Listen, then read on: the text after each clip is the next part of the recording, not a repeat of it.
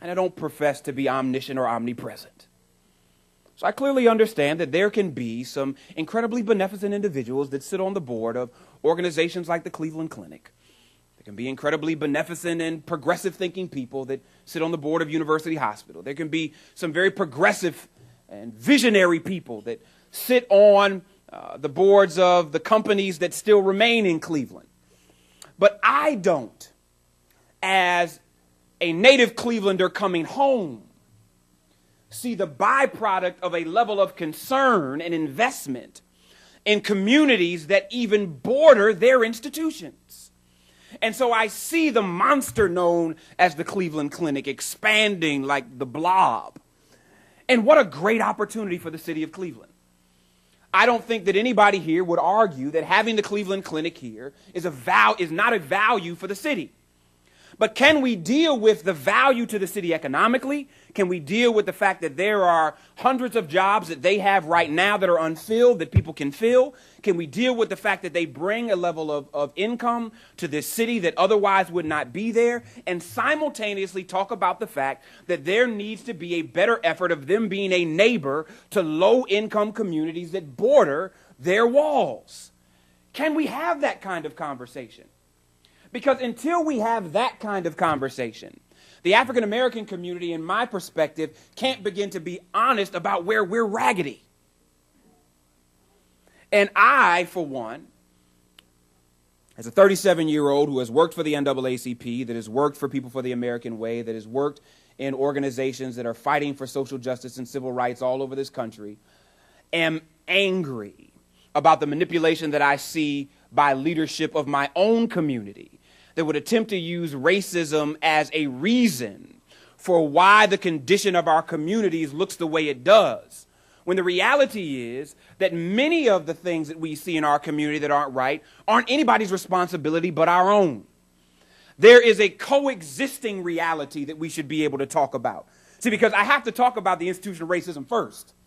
Because if I don't, I'm going to have black folks saying, I can't believe you began to call us to the table on what we're not doing right and not accept the reality that there's institutional racism. And there are those of you in this audience that would then only hear me say, yeah, something is wrong with those black people. But we have to be able to have both discussions at the same time, where we are courageous enough to deal with the institutional racism that exists.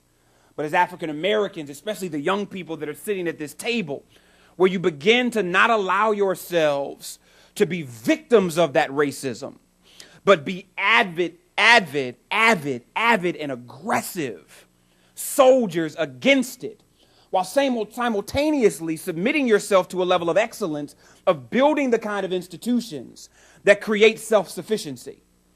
I believe very clearly that other communities do not have to deal with some of the historical realities that we have had to deal with. But as black people, I feel like we forget some of our history at times, where we deal with the reality that, yes, there was slavery, yes, there was Jim Crow, yes, there continues to be institutional racism.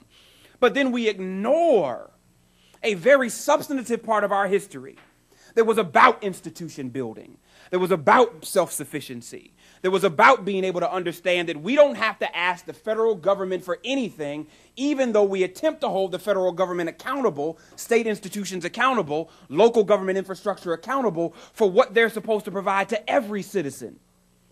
And so as real African American soldiers who are committed to seeing not just this myth of integration in America where we're all supposed to sit around a campfire and sing Kumbaya, and all of a sudden we're supposed to waste away and there's not supposed to be any kind of ethnic value. Because that's what I hear when people say post-racial America. That's what I hear when I hear people say melting pot. That means that we're all supposed to merge into ethnic ambiguity. But the reality is, it's the history and the stories and the realities and the nuances of who we are ethnically that's what make America so great. It's the fact that I have a history as an African American and can connect to a culture in Ghana, and I can deal with the Ashanti people, and I can talk about the language and the experiences, and then I can talk to my homegirl that went to Heights with me, who is now a rabbi, Julie Roth, who has a rich connection to Israel, who was able to come up through Cleveland Heights having that ethnic value encouraged without making it feel like she had to be superior to somebody else. And then I can talk to my homeboy who was from Colombia, who was a foreign exchange student, who can tell me about his history and the connections between African Americans and Afro-Latinos. And we can understand that it's the very differences that are a part of our story that make the entire American story so valuable. See, that's why I love hip-hop. I know some of you, that's all. I don't know if I even have time to go into this. I was with a group of young people in Baltimore who, just city kids. These aren't kids that were exceptional in school. These aren't kids that were a part of some kind of program where they wanted to be leaders. These were kids that showed up because they love hip-hop. And they showed up and they were using hip-hop as a mechanism to begin to write out their feelings and to have discussion. But they would have ciphers. And a cipher in hip-hop is when you begin to just flow. And anybody that's there can start rapping about anything that they want to, their own personal experience. And I had a brother with me from South Africa who didn't look like he was from the States. You know, you meet some brothers from different parts of the world and they watch so much MTV that they look like everybody, every other young person in America. This young brother didn't look like the typical hip-hopper in the United States. And so the kids started laughing at his clothes. They started laughing at his haircut. They were like, who is this guy? And then when we started talking about he was from Africa, because they have no real context of the continent, let alone South Africa at all, they start calling him all kinds of names that are typical to those that know nothing about the continent of Africa. And he just looked at him and smiled and said, can I join the cipher?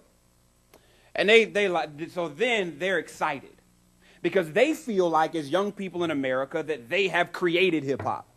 So they're going to kill this kid in this cipher. They're going to just destroy him verbally and linguistically with their hip-hop skills.